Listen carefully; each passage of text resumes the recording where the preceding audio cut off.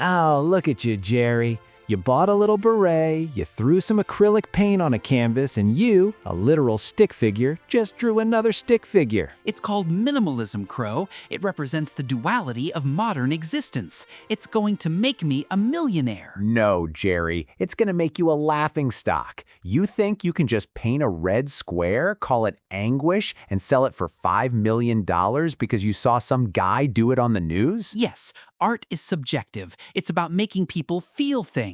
The only thing you're making me feel is pity. You didn't stumble into a world of pure creative expression, Jerry. You stumbled into an unregulated multi-billion-dollar casino designed exclusively for the top 0.1% to hide their wealth, dodge taxes, and launder dirty money. Today, we're going to expose how the elite turned paint and canvas into the ultimate infinite money glitch. Welcome to the Modern Art Cartel. To understand how the game is rigged, we have to look at how art used to work. Hundreds of years ago, if you wanted to be an artist, you had to actually have talent. You had to understand anatomy, light, and perspective. You spent 10 years learning how to paint a bowl of fruit so perfectly that birds would try to eat it. But that's boring. Art evolved. It's about ideas now. No, Jerry, it's about gatekeeping. When cameras were invented, rich people couldn't just pay painters to make them look handsome anymore. The actual skill of painting lost its economic utility. The elites needed a new way to separate high culture from the peasants. They shifted the value from how good the art is to who is allowed to say it's good.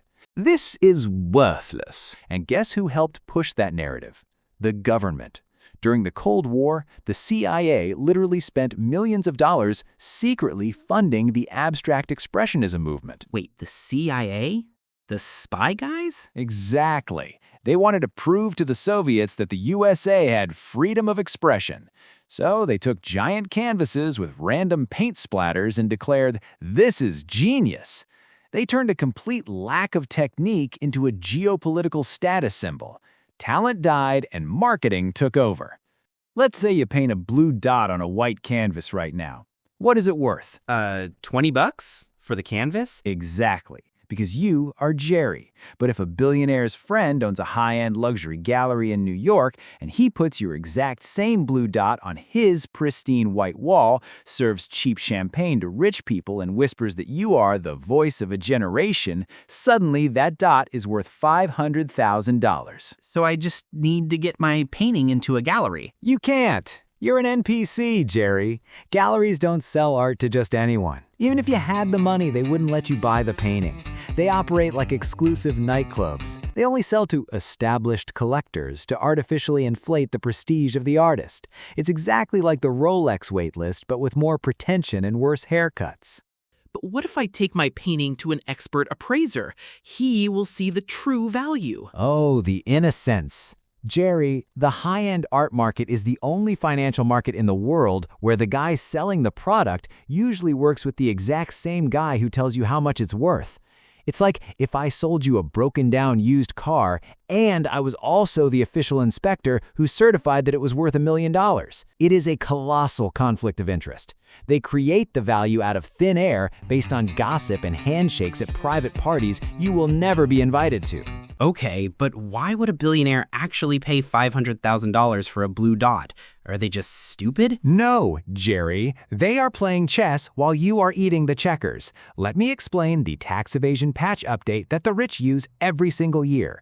Let's say a billionaire buys a random painting from a new artist for $10,000. 5 years later, he pays that independent art appraiser to look at the painting. The appraiser says, "Wow, this artist is so hot right now. This painting is actually worth $5 million. Whoa, so he sells it and gets rich? Amateurs sell, Jerry. Billionaires donate.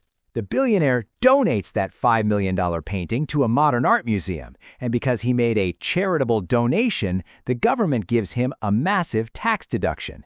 He bought a piece of trash for $10K, inflated its imaginary value, and used it to wipe out millions of dollars in taxes he owed the government. And you pay 30% of your paycheck to the IRS so they can fix the potholes you drive over in your used Honda. But I saw an ad saying I can invest in art. I can buy a piece of a Picasso for $50 on my phone. And that is how they catch the little fish. Because billionaires eventually need exit liquidity, meaning regular people to buy the art when they actually want real cash, they invented fractional ownership. They take an overpriced painting, divide it into thousands of shares, and sell it to NPCs like you, promising it will go up in value. You don't get the painting, you can't hang it on your wall, you just get a useless digital receipt saying you own 0.0001% of a paint smear, while the platform charges you management fees every single year. You are literally funding the elite's retirement. But the art, it belongs in museums. People need to see it. Most of this expensive art never sees the light of day, Jerry. Have you ever heard of a free port? Is that a pirate thing? It's worse. Free ports are massive, hyper-secure, tax-free warehouses, usually in places like Geneva, Switzerland.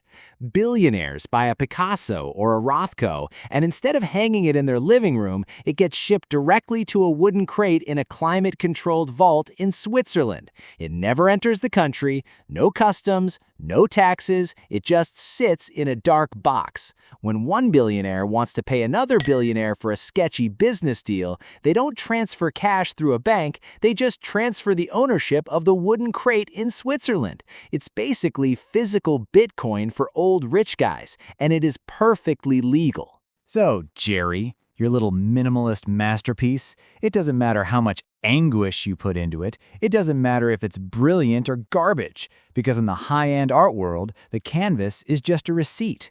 The real masterpiece is the financial crime happening behind the frame. I think I'll just stick to drawing stick figures for fun. Good boy. Leave the money laundering to the professionals. The next time you see a billionaire buy a duct-taped banana for $1 million, don't think they're crazy. They're just using a cheat code that you don't have access to. If you want to know how else the elite are manipulating your reality, click right here. Keep one eye open and your wallet closed.